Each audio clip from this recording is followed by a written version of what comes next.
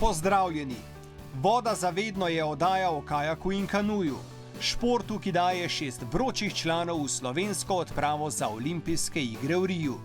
Njihovi rezultati so dovolj zgovorni, vsaka od 5 posadk bo v Braziliji napadla medaljo.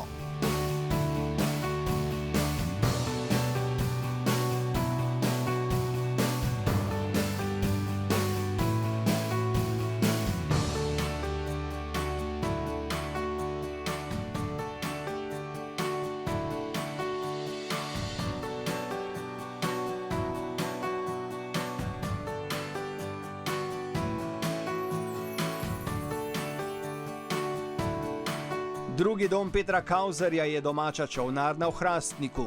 Tu je napravil prve zaveslaje in čeprav ni brzic, tu še vedno najraje trenira.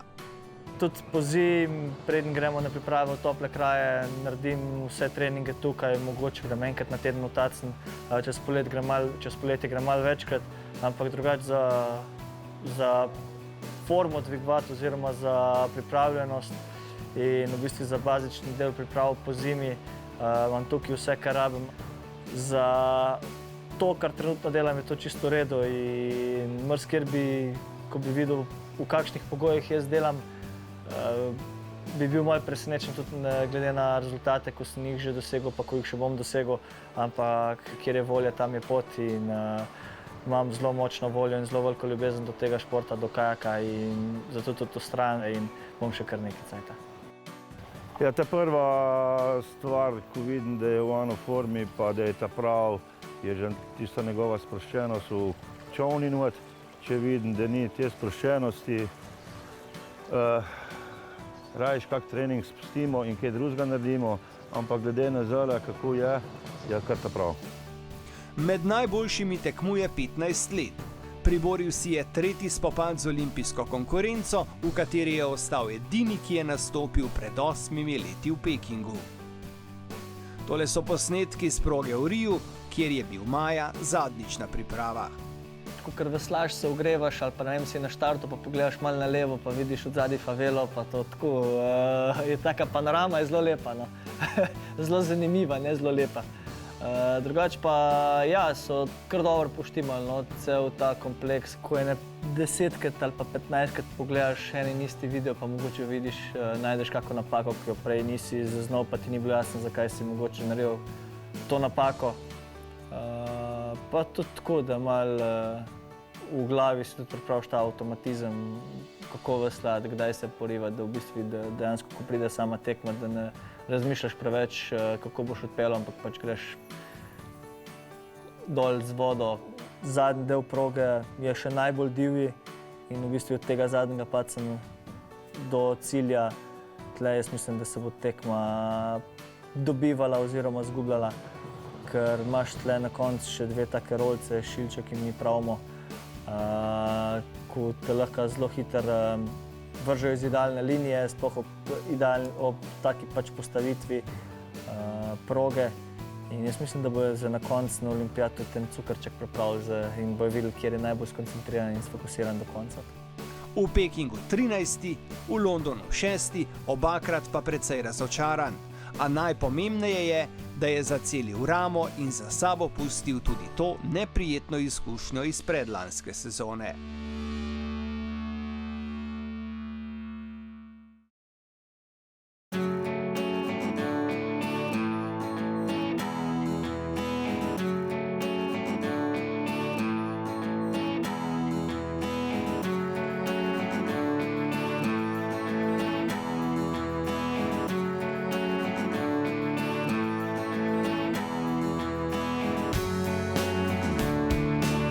V Sloveniji letno za rakom dojk na novo zboli več kot 1200 žensk. Tudi dekleta, ki že 2 leti 2-krat mesečno veslajo po Ljubljanici, imajo za sabo trpko izkušnjo. Obiskala jih je kajakašica Urša Kragelj, ki si je letos izborila nastop na olimpijskih igrah. Skupino iz združenja Europadona, ki se bori za pravice vseh žensk do preventive in zdravljenja. V bistvu pa sem zdaj v eni skupini zelo pogumnih žensk, ste se spoprijeli zelo težko boleznijo, kako Ja, pa zdaj kajak Mi pomaga. smo praktično zdaj čisto vse bolnice z rakom na dojki, vse smo operiranke in nam pravzaprav to druženje in pa, kot sem že rekla, veslanje zelo pomaga. Lahko se nasmejemo, lahko se zjokamo, karkoli pravzaprav, a ne. In to nas drži po koncu. Močna volja odlikuje tudi Uršo.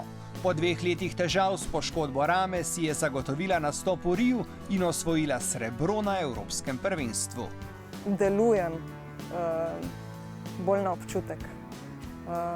Recimo s trenerjem imava točno zastavljen plan, ampak ga vsak teden, vsak dan ga prilagajava glede na moje počutje, glede na to, kaj zmorem, ker konec koncev, če boš mišico trgal in ne boš nič pomagal. Kako se pa regenerirate pol po veslanju oziroma uporabljate veliko teh izotoničnih sredstev, energetskih, tako kot drugi športniki? Ja, recimo tega ful pijemo, zato ker izgubiš elektrolite, pa minerale in soli, tako da to moraš čim bolj se hidrirati. Pa tudi fajn je, da po kakšnem težkem treningu kombinacijo ogljikovih hidratov pa beljakovin, kakšen jogurt sadni ali kaj takega je recimo super, so pa tudi šejki, no, tako da zato nas kar probajo čim bolj naučiti, no. Poučna je bila tudi izkušnja izpred 4 let, tedaj se ni uvrstila v ekipo za igre v Londonu. Ogromno solz predvsem, ne. Pač, takrat sem bila razočarana totalno. Mislim, ja, spomnim se, da sem se en teden pobirala, dejansko nisem mogla verjeti, da mi ni uspelo tisto, kar sem si zadala. Pač, športnik je tako motiviran za nek cilj, da v bistvu preprosto si ni predstavljal trenutka, kaj bo po tistemu, komu uspe ali pa komu ne uspe, ne. Pred 4 leti je delovala v bistveno večji ekipi. Miha Terdić je takrat treniral tudi Evo Terčelj, ki je bila boljša v internih kvalifikacijah. Ja, takrat, recimo, na trenutke se mi je zdelo, da smo zelo velika ekipa in da bi si mogoče želela malo več recimo individualnega predstopa, karkoli, ampak pač z Miho sva itak skupaj tudi v privat življenju in imava res na pretek časa, da debatirava o kajaku, ne. Ampak se tudi z tega naučiš, ne, da je trener nek suport, ki ga imaš, ampak tista primarna želja vedno izhaja iz tekmovalca, tako da v bistvu trener se lahko ukvarja s 100 tekmovalci, to ni pomembno, če sam ne boš imel tistega, če sam ne boš vlečni konj, noben trener ti ne more pomagati.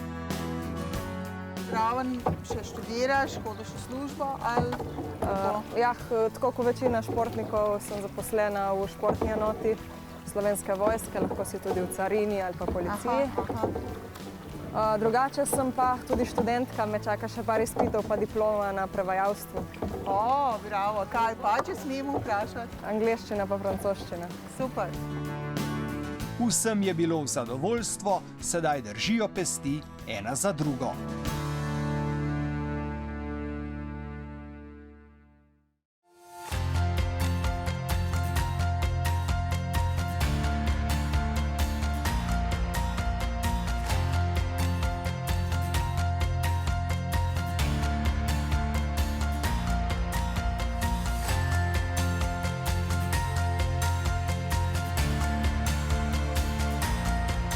Kanal Save v Tacnu je edina proga v Sloveniji primerna za tekme svetovnega pokala. Benjamin Savše ga zaradi treninga obišče skoraj vsak dan.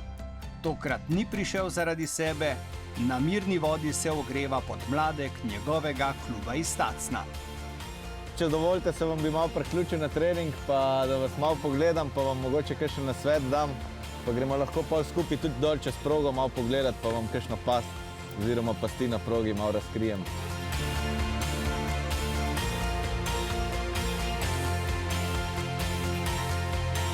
Tukaj po moje si kar malo višine ohranite na tej rolci, po moje kar majhen po vrhu, po pencah, da dosti višine ohranite, da deseta pol s hitrostjo po sredini lahko.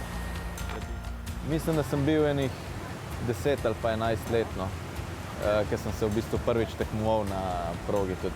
Sicer je bila voda malo manjša, no, ni bilo štarta lih od zgori čez zgornji padec, ampak je bil to zame en velik pač dogodek, da sem sploh prišel v bistvu do cilja, brez da bi se prevrnil, tako da sem potem tudi prejel pokalček za najmlajšega tekmovalca.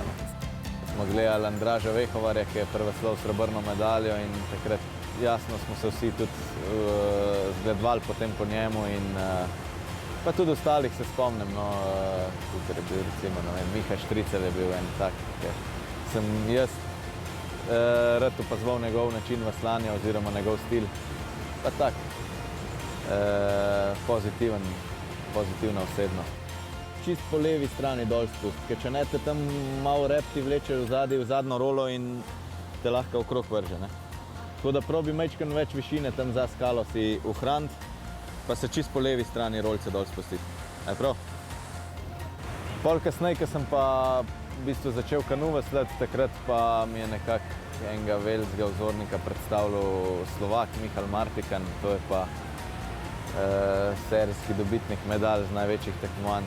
Ni grizel, no, če si do njega prišel pa ga vprašaš za kakšen nasvet ali pa naprimer za njegovo opremo, pa to mi je parkrat tudi posodil, no, ker sem želel v bistvu sprobati njegov čovn, njegov model pa konfiguracijo sedišča noter v čovnu, tako da mi je z veseljem posodil in njegov način veslanja me še danes v bistvu navdušuje, no, ker on na treninge, ki ga včasih spremljam, tudi včasih kakšno tako kombinacijo vrat odpele, ki v bistvu lahko sam z odprtimi usti gledam, ker ima res dober občutek za vodo.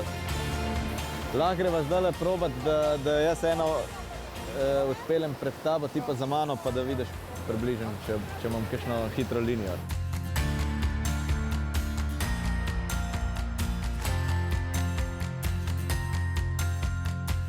Je v redu, ker mi je pokazal, kje moram pelati, pa on tudi pač to malo bolj ve, ki pozna tle progo, pa veliko vesla.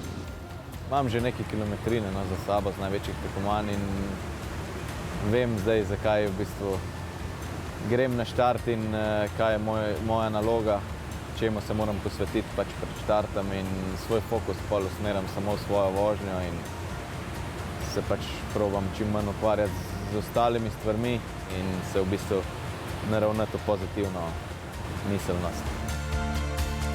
Evo in borba!